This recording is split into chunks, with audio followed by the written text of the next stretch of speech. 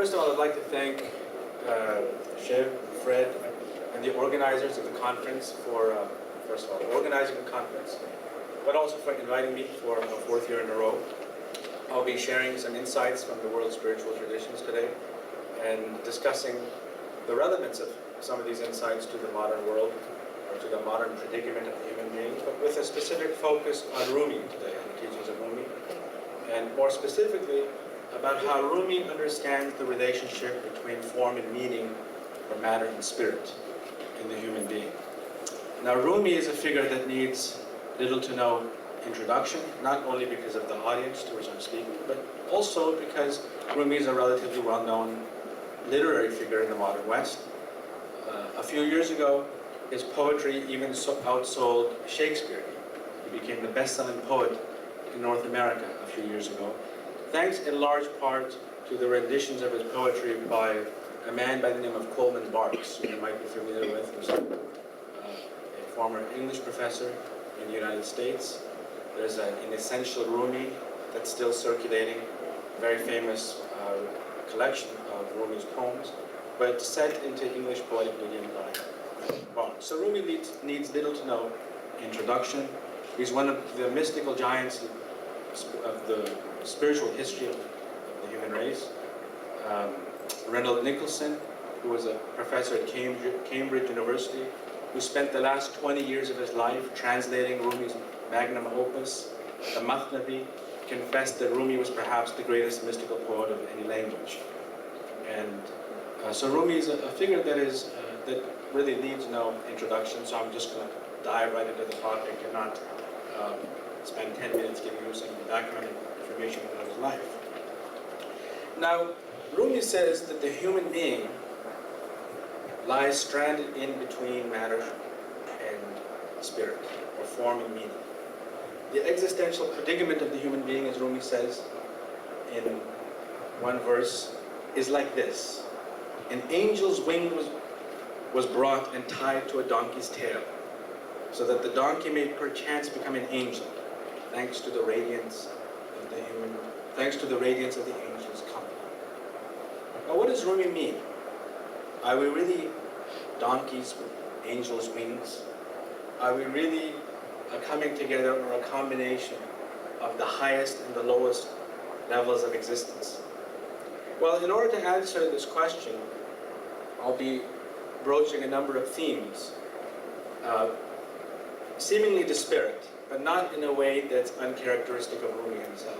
Because one of the things that happens when you read Rumi, his writings, is you find that his poetry is not divided into neat thematic chapters, where in one chapter he discusses the nature of God, another chapter he discusses the nature of the spiritual life, another chapter he devotes to spiritual ethics, another chapter he devotes to the afterlife. Everything is seamlessly woven together with everything else.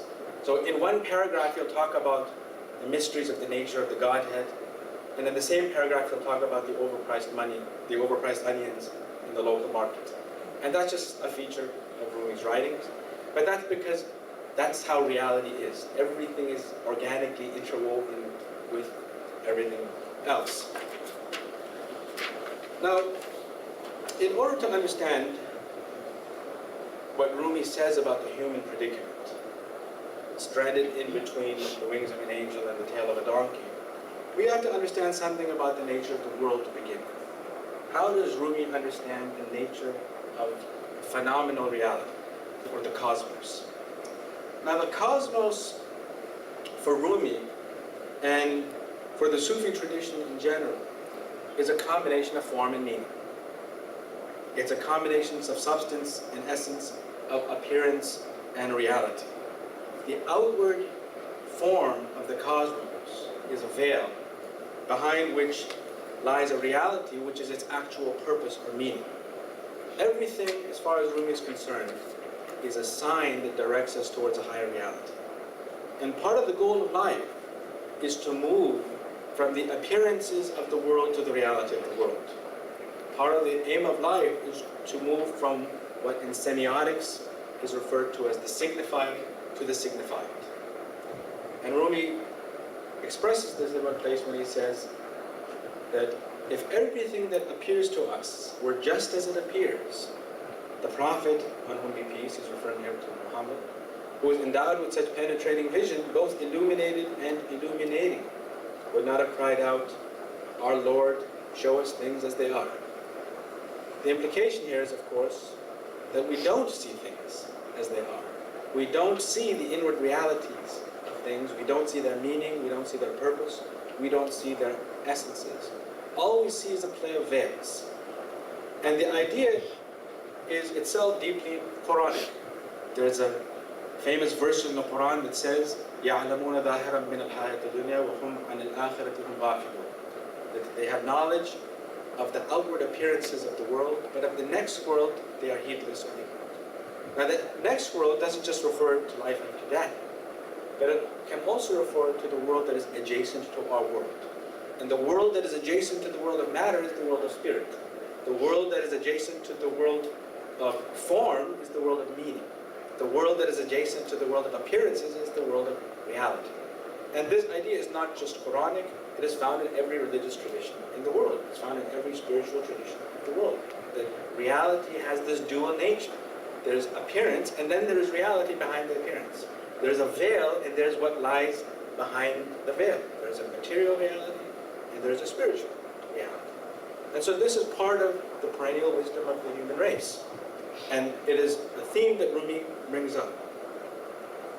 But this belief that reality is a combination of form and meaning, of matter and spirit, is also a belief that is uniquely absent in the modern world, at least in our official institutions of higher education, in our institutions of higher learning.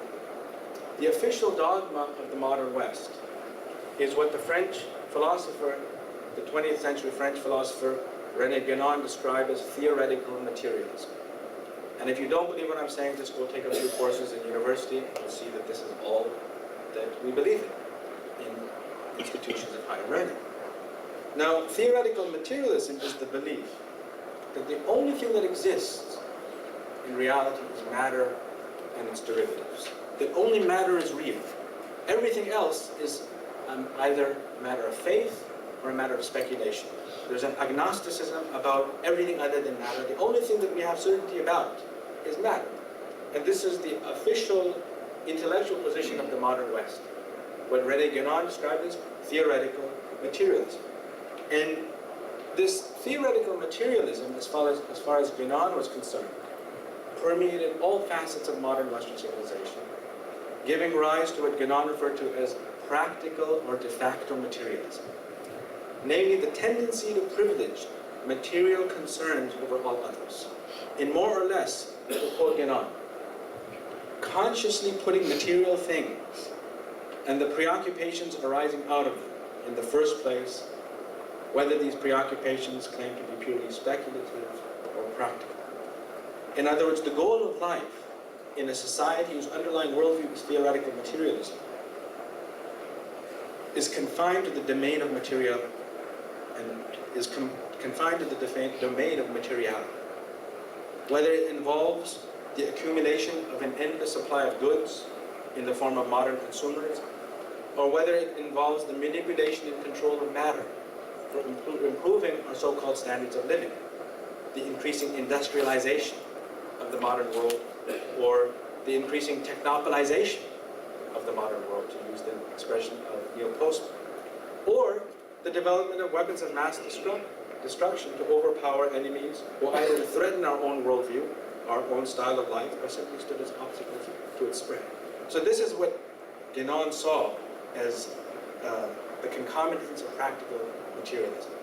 Now, as far as the disastrous consequences practical materialism would have on the environment, this is only something that we begin to witness in the last few decades. Unsurprisingly, on the heels of global industrialization, which itself is an application or a logical outgrowth of the theoretical materialism that began to emerge in the 16th and the 17th centuries in Europe. I was recently in China, and I saw this firsthand in the tremendous pollution. I mean, China's one of the leading economic powers in the world. As far as I understand, it's had the largest economic growth in comparison to all the other countries of the world.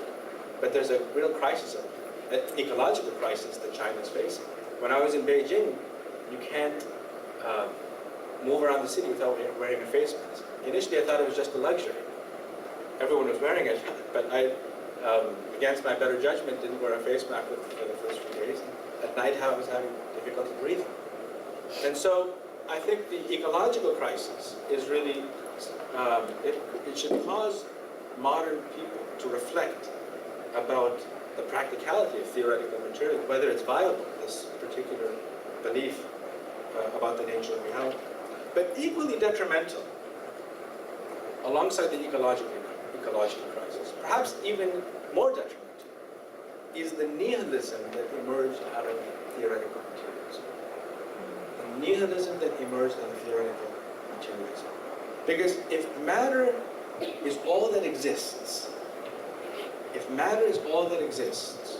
if appearance is reality and not a signpost towards reality, then life has no real meaning or purpose. Any purpose that we ascribe to life, if the only thing that exists is matter, is arbitrary and not objectively true. Since only the existence of a spiritual reality which lies behind the material world can give life objective meaning and purpose. And this is really one of the crises of the modern world. It's a crisis of meaning. And it's one of the causes, I would say, for the widespread depression in the modern world. Because in pre-modern cultures, all of which believe in the sacred, and all of which believe in the realm of the spirit, you don't have a crisis of meaning. People do not know, or do not suffer from trying to understand the meaning of their life in the way that we in the modern world do. And this is a fact that Nietzsche, the 19th century German philosopher, intuited with almost prophetic insight. He recognized that in the absence of spirit, or in the absence of a spirit of spirits, namely God, that as a consequence of what he called the death of God, that human life stood on the precipice of falling into a nihilistic void, that we would be deprived of meaning and purpose in our lives. And almost all thinkers who have seriously studied this question of human meaning and human purpose have arrived at the same conclusion, that in a materialistic worldview, according to which we're no more than molecules floating in a vast void, there's very little room for an objectively verifiable purpose of life. There's also very little room for objective values and ethics. This is also another philosophical byproduct of theoretical materialism that people who thought about this question have recognized. And this is why Nietzsche said that those who believe in ethics and values and meaning in a materialistic worldview are actually holding on to what he called Christian dogmatic entrails. This is just a residue of religion, and they don't recognize it. Because only religion and a sense of the sacred can give the human being objective meaning and purpose. Now, another one of Guénon's observations about the modern West was that in its espousal of such a view of reality, namely theoretical materialism, that the modern West stood as something of an anomaly in human history. To quote Guénon from his book, The Crisis of the Modern World, which was written actually in the 1920s, so it was very prophetic in his insights. He said, of all those which are known to us more or less completely, this civilization, namely the modern West, is the only one to have developed along purely material lines. It is the only civilization in human history at the heart of which stood this belief in theoretical materialism. Now, to return to Rumi, just as the cosmos is stitched together of form and meaning, of matter and spirit, so too is the human being. And this meaning of the human being, his spirit, his underlying essence, this is the human being's true reality, true identity, in relation to which the form of the human being is a mere shadow. Right? This aspect of the human being that in the modern West we think is the only aspect of the human being, is for Rumi just a mere shadow of the human being. And this is why Rumi says in one place, in the face of meaning, what is form? Very contemptible. And another place he says, the world is the ocean, the body a whale, and the spirit Jonah, veiled from the light of dawn, drawing attention to the biblical story of Jonah being swallowed by the whale, also found in the Quran. And elsewhere, Rumi says in the Mathnavi, and I quote, "The body keeps on boasting of loveliness and beauty, while the spirit has hidden its splendor and its wings and plumes. The spirit says to it, 'O dunghill, who are you? You have lived for a day or two from my radiance, away from my radiance.'" Elsewhere, Rumi says, this time in the Divan-e-Shams, he says, "Look not at the body's face which rots and decays. Look at the spirit's face, may it ever stay fair and lovely." And then again Rumi says, "Within the egg of your body, you are a marvelous bird. Since you are inside the egg, you cannot fly. But if the body's shell should break, you will flap your wings and win the spirit." Now, even though Rumi often contrasts the body and the spirit in the human being, the dichotomy itself is a bit simplistic and misleading. Because there are different kinds of bodies and there are different kinds of spirits. You can have bodies, you can have spirits that are highly materialized, enslaved and enchained to the body, just as you can have bodies that are highly spiritualized. So the contrast is slightly misleading. The dichotomy is slightly misleading. You can have bodies that are highly materialized and spirits that are highly materialized and bodies that are highly spiritualized. Now, what do I mean when I speak of bodies that are highly spiritualized? Well, the spiritualization of the body is what allows for many of the monks and the yogis and the mystics and the saints to perform some of the superhuman feats that they do, such as sitting in a meditative posture for days, which is almost impossible for someone who doesn't have that practice. Or fasting for medically long periods, medically inexplicable periods of time. There was a case some years ago of a yogi that was fasting for weeks, and this was monitored in a hospital in India. There were some articles written about it. This is the spiritualization of the body. It is the spiritualization of the body that would explain why you can have monks and yogis that might meditate their way into death in a way that when they die, the body doesn't undergo the natural processes of decomposition. And some of you may have even seen images online of a Taoist monk that's sitting in the same posture in which he died centuries ago. So how would we explain this? This is the spiritualization of the body.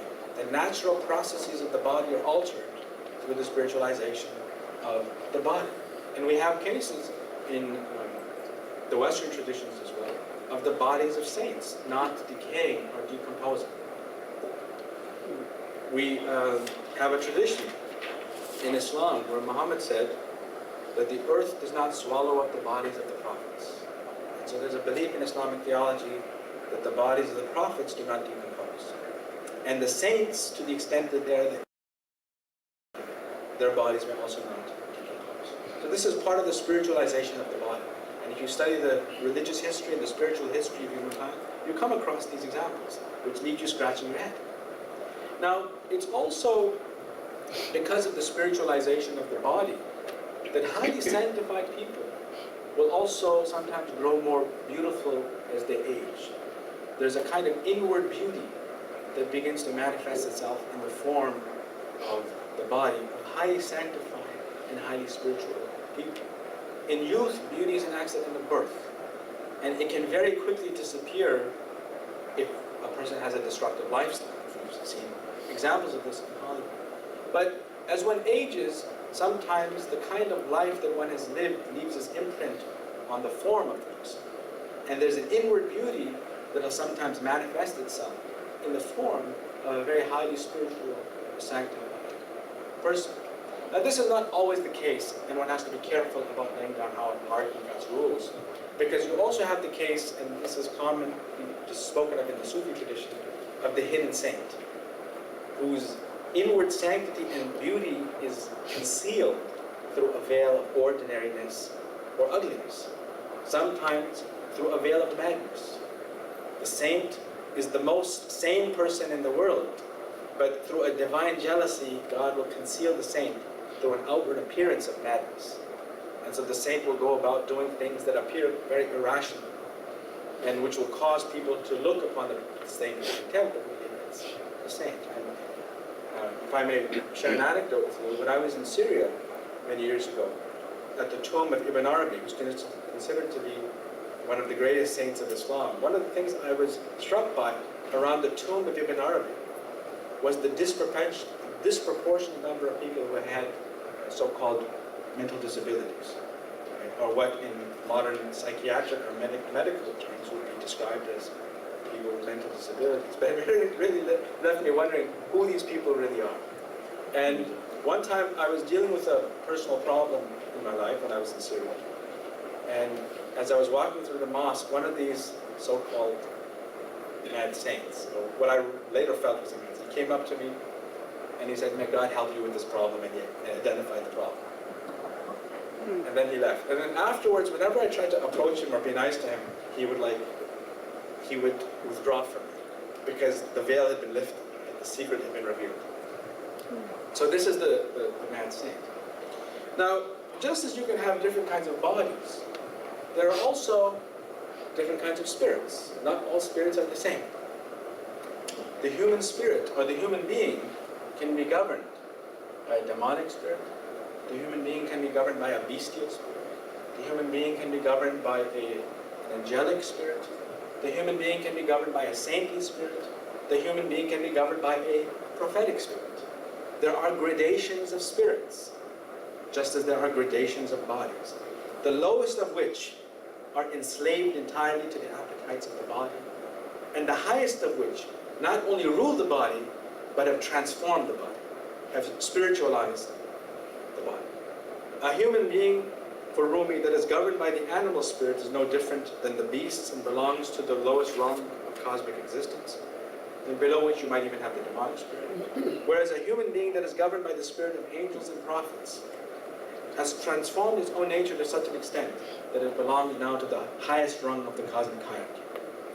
Now, as far as Rumi is concerned, the more one grows in spirit, the more one grows in awareness. The more one grows in consciousness, the more one grows in knowledge and understanding. And this is why men and women who are more spiritual have greater spirit, and they have greater awareness. To quote Rumi from the Mathnavi,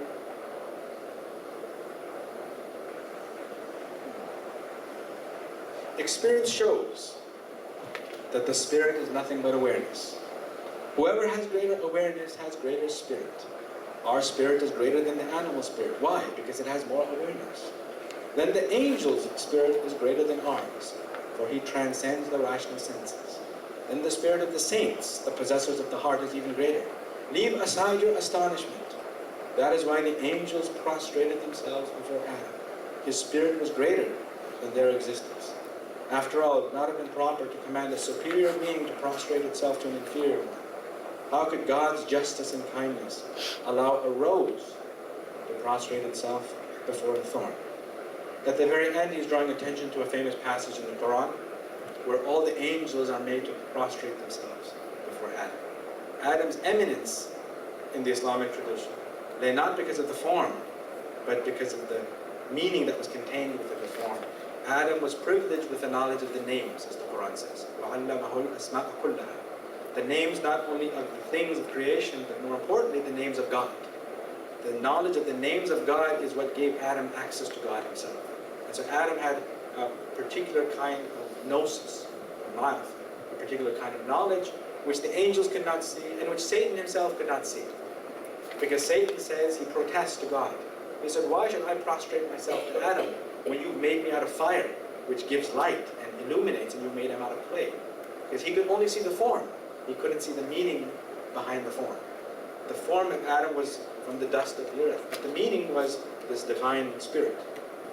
Now, Rumi also goes on to say that the highest of spirits is the spirit of spirits. It is the meaning of meanings. So that in this hierarchy of spirits, the more we ascend into the higher levels of the realm of the spirit, the more we move closer to the Godhead. The more we move closer to the Godhead, the more we move into the realm of subtlety and ethereality. the more we move from what is kathif, or dense and gross, into a realm that is subtle and ethereal. This world of ours is the lowest realm of existence. It is referred to in Arabic as the dunya. And dunya literally means the lowest realm of existence. It is the realm of gross matter. Not because matter is disgusting, but gross in the sense of density. Whereas the higher we ascend in the realm of the spirit, the closer we move into the realm of ethereality. Now, even though there are different kinds of spirits and there are different kinds of bodies, in general, when Rumi contrasts body and spirit, he has in mind body understood in the conventional sense as the animal dimension of the human being, and he has the spirit understood in the conventional sense as the angelic element or dimension of the human being. The angelic element he identifies with intelligence, not analytic intelligence. That anyone can have, and anyone can develop by studying, by developing the mind. But what he has in mind is not analytic intelligence, but spiritual intelligence. And this is important to understand when we read Rumi through the lens of 21st century citizens of the modern West. When Rumi speaks of intelligence, he's not just talking about someone having an IQ. It's a spiritual intelligence. And he contrasts these two by describing one as partial intelligence and the other as universal intelligence. A philosopher might have partial intelligence, but completely deprived of universal intelligence. A simpleton might have universal intelligence, even though he or she might not have much of partial intelligence. So partial intelligence is the analytic power of the mind. Right? And that you can determine through IQ tests and so on. Universal intelligence is something different. We should probably call it spiritual intelligence. And I think someone should devise a test for it, because they have tests on emotional intelligence and social intelligence. They should also devise a test on spiritual intelligence, because the more one grows in awareness, the more their spiritual intelligence increases. Now, both of these elements, the angelic element and the animal element, are in a constant tug of war. And so he writes, he says, man is called a rational animal. Man is two things. The food of his animality in this world is his sensual passion and desire. But that which is his quintessence, its food is knowledge, wisdom, and the vision of God. Man's animality is fleeing God, while his humanity is fleeing the world. One of you lacks faith while the other possesses it. In your own existence, two persons are warring. To whom will the future belong? Whom will it make a friend? The problem with Rumi is that most of us preoccupy ourselves with the most external layers of our personality. And you see this reaching new heights in the modern West with this obsession now with plastic surgery. There's so much plastic surgery that is now, we have television shows where people get makeovers. This is an obsession with the most superficial element of the human being. And the attention that we give to this most external layer of the self is often done so at the expense of our real nature, our own essence. We nourish the body, but we don't nourish the soul. Rumi says in one place that the body is like a steed upon which the rider rides, namely the soul. And this world, he says, is the stable for the steed.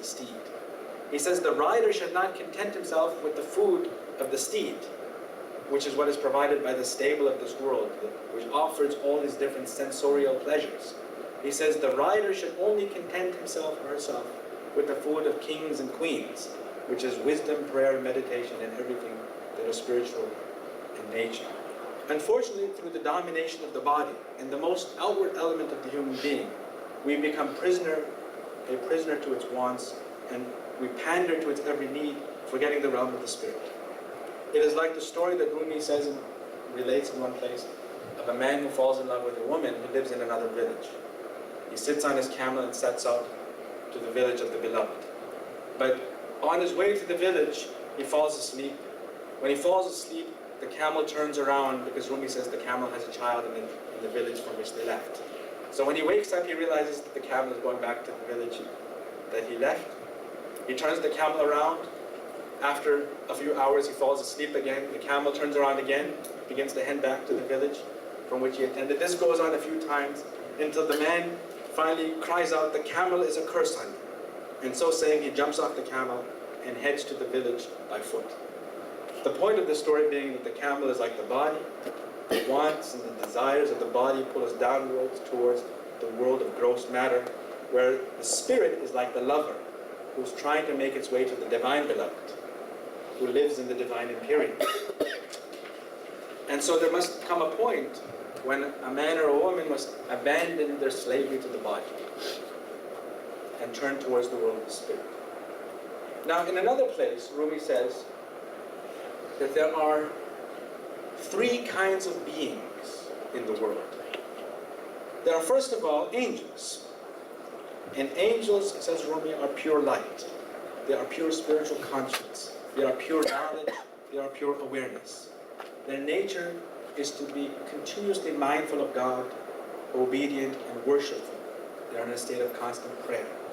And this remembrance of the angels of God, this continuous prayer of God towards God, and this continuous state of knowledge, it's their sustenance. In the same way that the fish of the sea are sustained by water.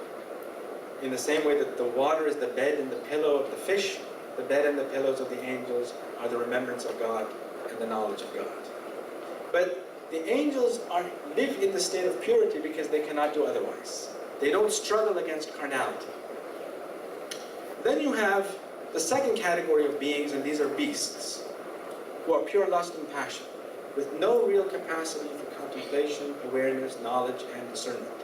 At least not in relation to human beings, much less in relation to angels. And for the most part, the animals live to gratify carnality, or they're governed by carnality. And then finally, in the middle, you have the human being, pulled by his angelic nature on the one hand, and his bestial nature on the other. Half of him is angelic, half of him is animal. Rumi says that he is half fish, half serpent. A part of him inclines towards the water, a part of him inclines towards the land. They're in a constant tug of war. In another place, Rumi says that the human being is half bee, half snake. He produces both honey and poison at the same time. Now, just as there are three kinds of beings, there are also three kinds of people. There are those whose angelic nature predominates, so much so that they have been transformed into angels themselves. And these, says Rumi, are the prophets and the saints. And he says not only are they like the angels, they're even higher than the angels, because they've struggled against their own baser instincts to reach such a level that they now live in the empyrean of the angels. Those are the first kind of beings. And then you have those whose bestial nature predominates, and they, says Rumi, are worse than the beasts, since the beasts are compelled by their nature to be beasts. A pig cannot be anything other than a pig. A wolf cannot be anything other than a wolf. A snake cannot be anything other than a snake. But if a human being becomes a pig, then he's worse than a pig, because his nature is not to be a pig. If a human being becomes a snake, and there are many human beings that are snake, especially. But if a human being becomes a snake, I'm just going to give examples. The human being can become a snake. He wouldn't have a funny hairpiece, would he? Everything's recorded, so I try to be careful. The human being can also become a wolf.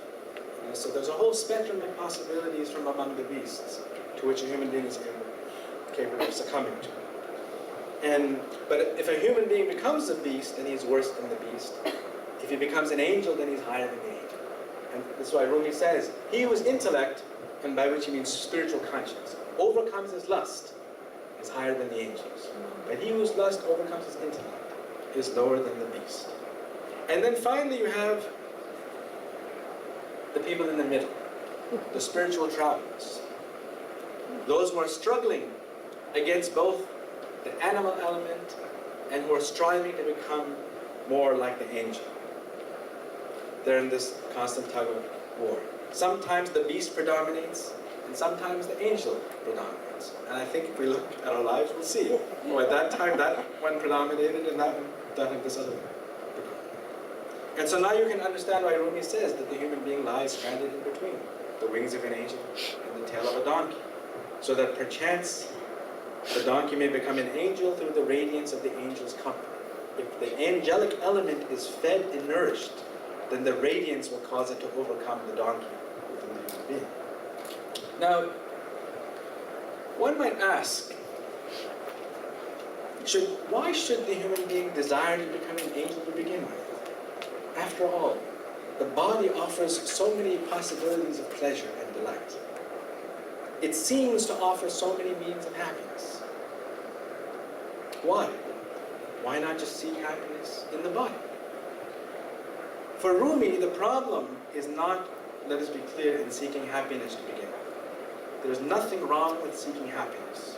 When Rumi talks about mortifying the body, or not being enslaved to it, it's not because of a disdain or a contempt towards the body. It is not because of a Manichaean view of the world, which sees the body as bad. It is that you will not find happiness through the body. But there's nothing wrong with seeking happiness, because by nature we want happiness. By nature we want, for this, the problem is that in our fallen state, we seek this happiness in the wrong places. We seek it in the realm of form. We seek it in the realm of matter. We seek it in the realm of the veils. We seek it in appearances, but not in reality.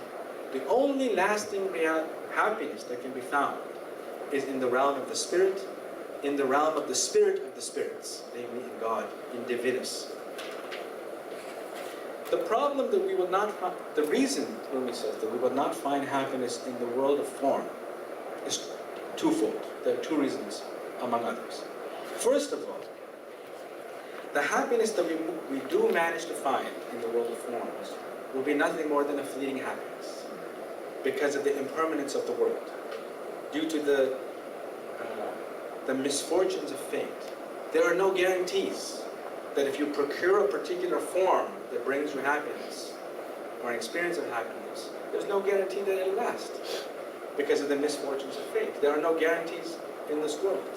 And so, whenever we do come to possess a form that brings us some kind of joy, we are invariably always left at the mercy of circumstance. Because the form may be taken outside of our hands by circumstances that lie outside of our control, or we ourselves may be removed from the form through death.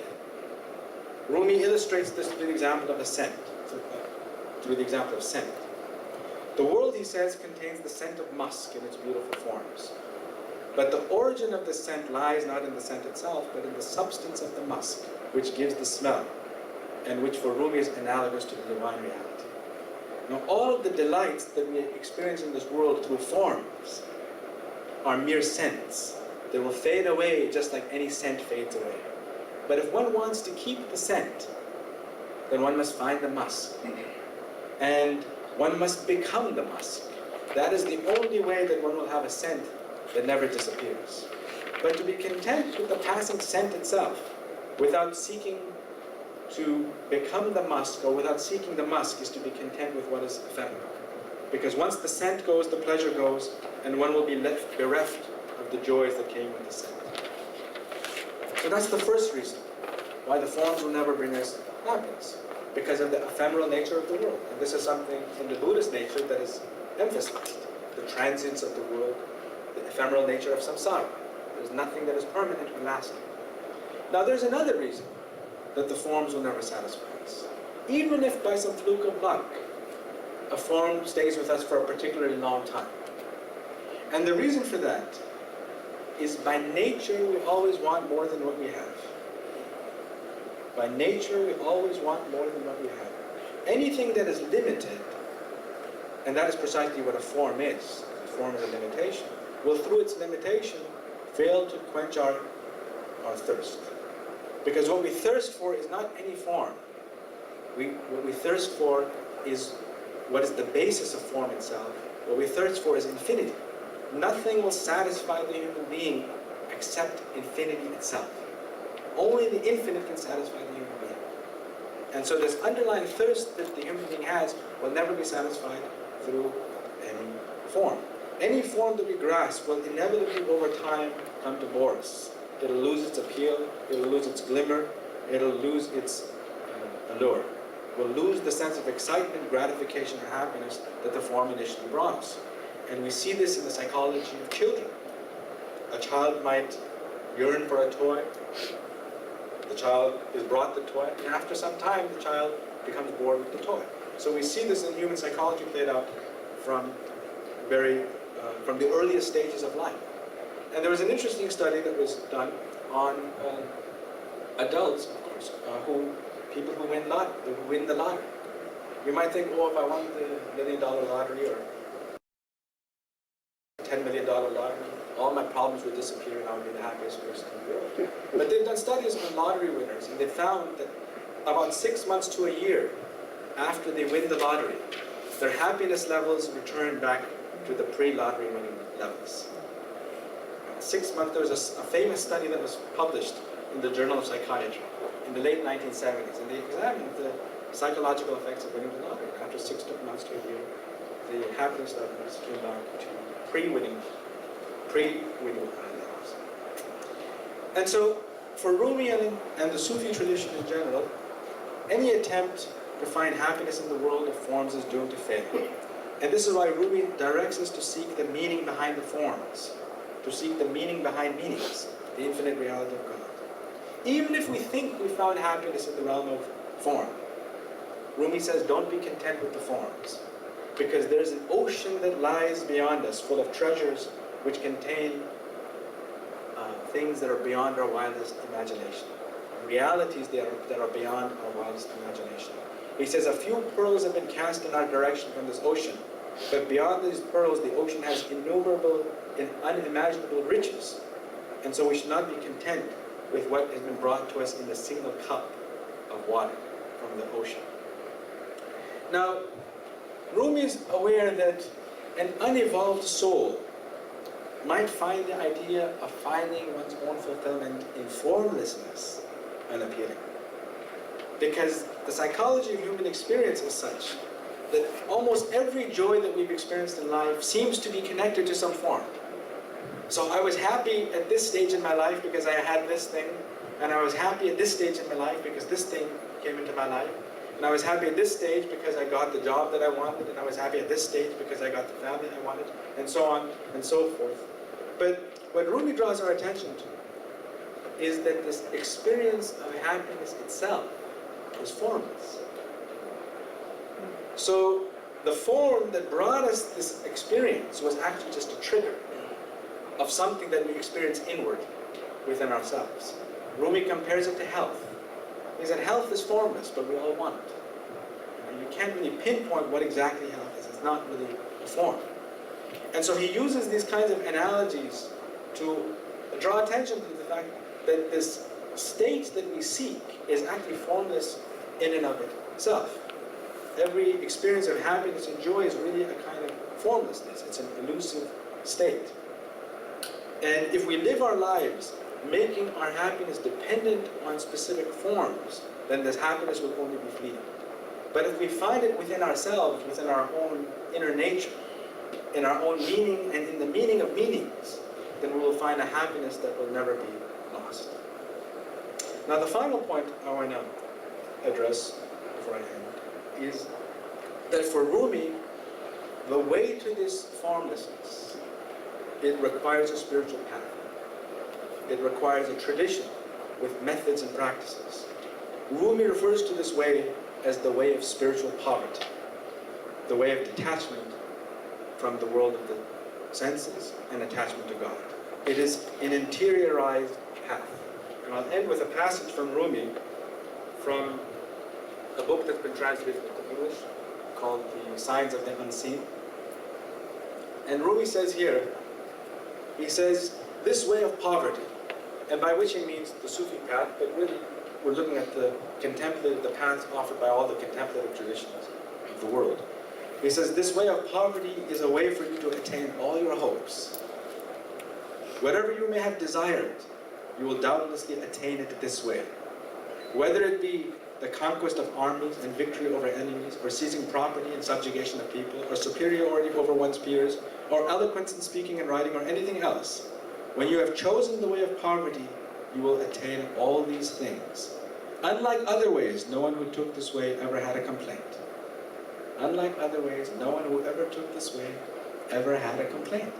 Of 100,000 who took contrary ways and struggled, perhaps one reached his goal. And even that was not to complete satisfaction. Because every way has its own turns and detours to the attainment of the goal. The goal can only be attained by means of those turns and detours. That way is long, full of affliction and obstacles thrown up by those detours against final attainment. But when you enter the world of poverty and practice it, God bestows kingdoms and worlds upon you which you never imagined. The world of meaning is beginning to open up. Oh, you say, how could I have sought such a mean, lowly, and despicable thing when such a marvelous thing existed? Here, however, God says, although now you are detached, undesirous, and disdainful of that mean thing, yet it did cross your mind. But you abandoned it for our sake. Our generosity knows no limit.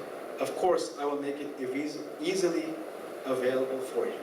In other words, he says now that when you give up forms, seeking the formless, that even the forms which you sought begin to come after you. And this is why in one of the texts by Shaykh al-Darqawi, who was a Sufi master, he said if there was a hat to fall from the heavens, it would fall on the head of the one who was least desirous of it. And the Sufis have also said about the world, that the world is like a shadow, that it flees the one who chases it, and it follows the one who seeks it. So I'll end with that. Thank you very much for your patience.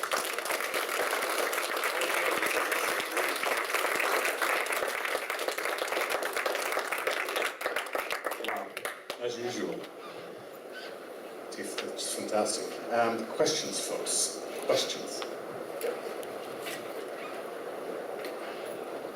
I'm a bit lost. On one side, we talk of wisdom, spiritual intelligence, knowledge, and then we detach from these things and talk of faith.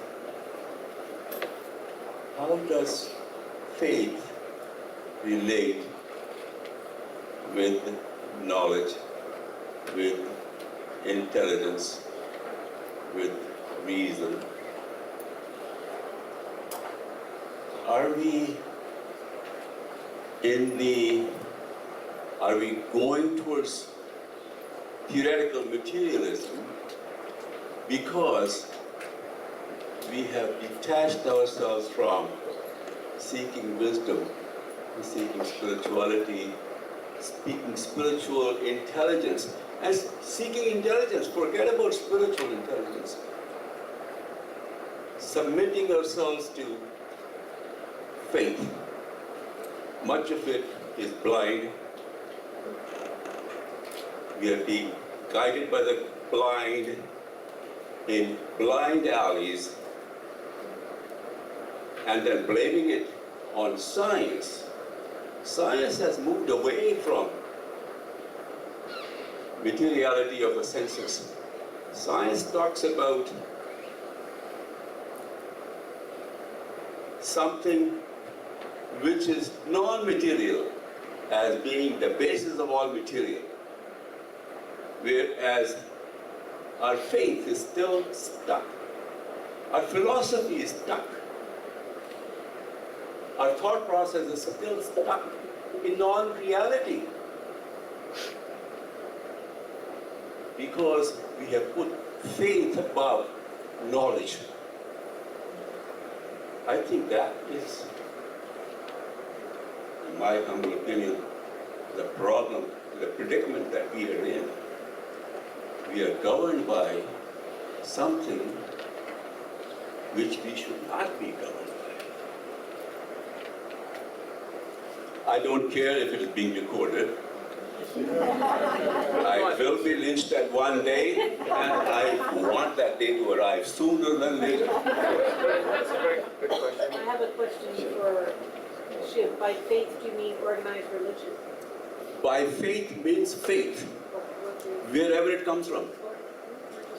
Whether it is from our own ignorance, or from organized religion, or from our wanting not to know what the various sources. We take easy way out.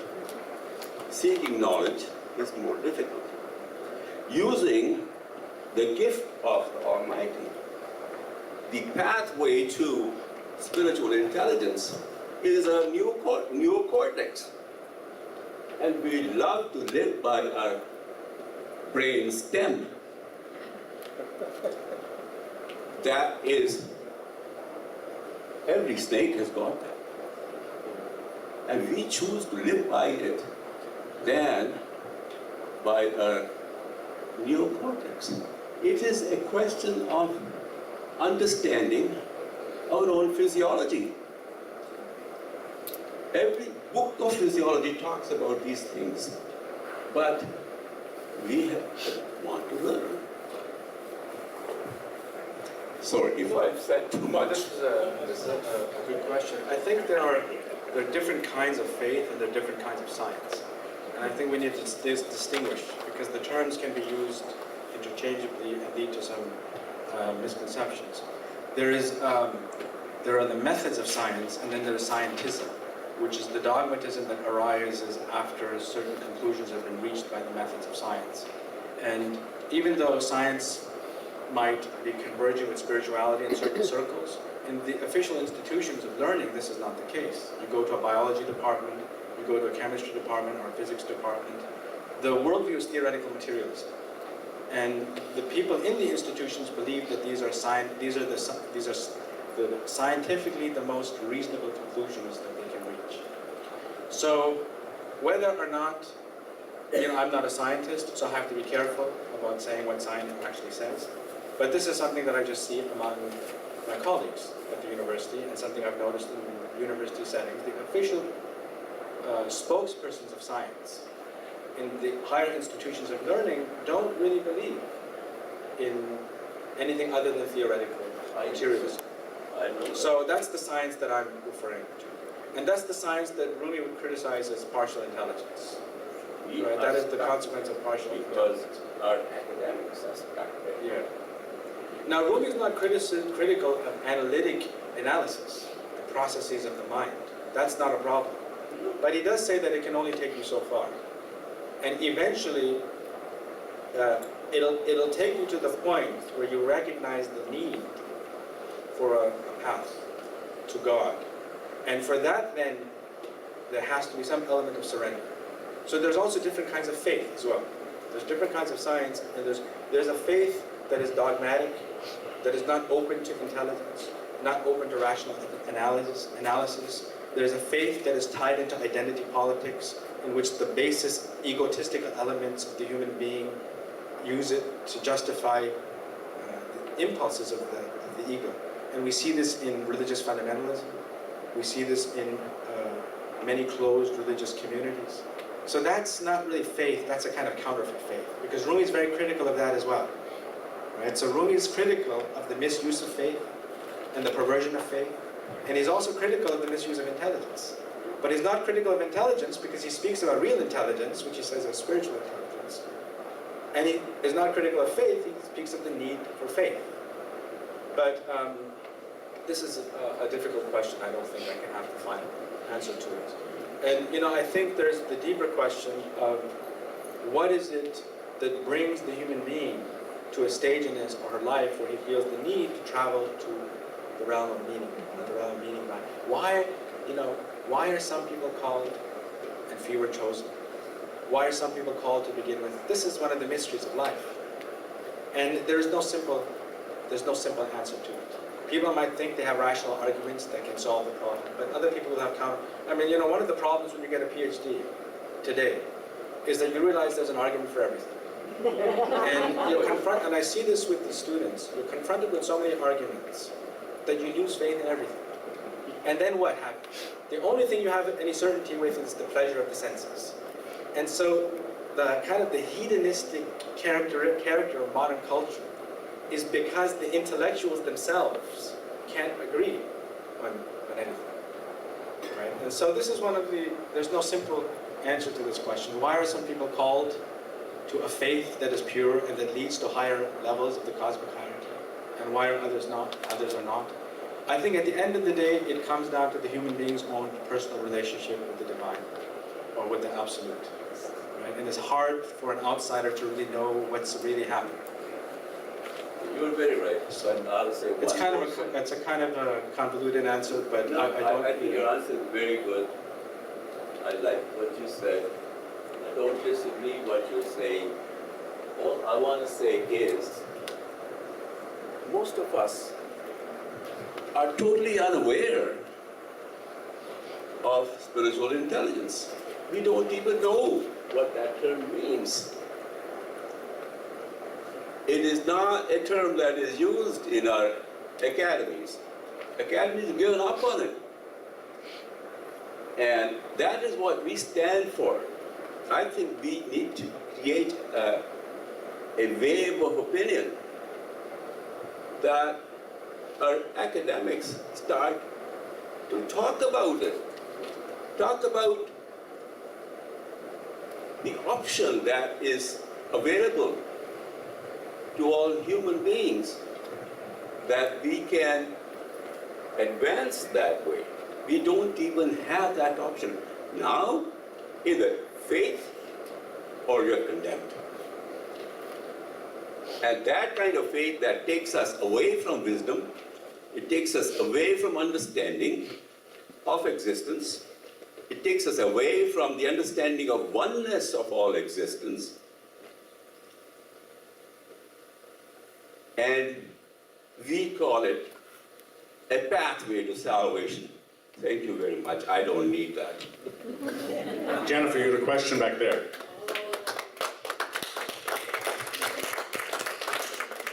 Can you just repeat your last statement? It's your last day. Which one? Something Which about relate? running away from, or running away from, or something from you. So running away from and Shadow. The shadow? Oh, from the lecture? From the lecture before the question and answer? Well, That's when right. I said that, Sorry, yeah, yes. the Sufis have often described the world as a shadow. If you chase it, it runs away from you. If you run away from it, then it runs after you. anybody else? One last one? Ed? Excellent talk, just what I would expect. I think he just comes to see you. I got every word down. It's just, as we would say, the barakah or the grace of Rumi. So, the average person in the everyday world, and you mentioned two different domains. So, in Rumi's philosophy, does he view the kernel in the spiritual as opposed within the human being as they go about everyday life, or as complementary? Yeah, there isn't. That's a very good question, because the carnal impulse in the human being is not bad or negative. It is necessary. In the same way, and it's what allows the spiritual element of the human being to grow. So it gives a kind of resistance and an opposition which allows for the development to take place of the soul or the spirit. So it's much like swimming in water. There's a resistance that the water creates, but it allows the muscles to grow, or working out with weights. So he doesn't see the relationship as dichotomous in the sense of a Manichaean relationship, where the spirit is good and the body is evil. The body is good, and there are certain delights that the body has to offer, and there's nothing wrong with enjoying them. But the problem is when one seeks one's complete gratification in the body, in the realm of the senses. And I think Meister Eckhart, he says in one place, describing this relationship with the body, he says, "Let them feast who would just as willingly fast." Let them feast who would just as willingly fast. In other words, someone who finds their fulfillment in the realm of the meaning of meanings, they can enjoy the delights of the senses, but they're not dependent on them for their happiness. So you can enjoy, the pleasures that the body affords, but not be entangled to it or enchained to it. So that if you're deprived of it, it's all the same, and if you have it, you can enjoy it. Right? So I think that's really what Rumi is talking about when he speaks of the body in the way that he does. And Rumi, he's a poet. He goes off sometimes and very strongly critical of the body, but then he'll say the opposite thing somewhere else. So one has to be careful about absolutizing any particular criticism that Rumi makes of the body itself. Stephen, thank you for that question. Anything else? One last one? Thank you so much. Vicky, could you come up and thank our speaker? Thank you so much, Dr. Khalil. It's always a pleasure to have you come here and share your insights and wisdom. Thank you.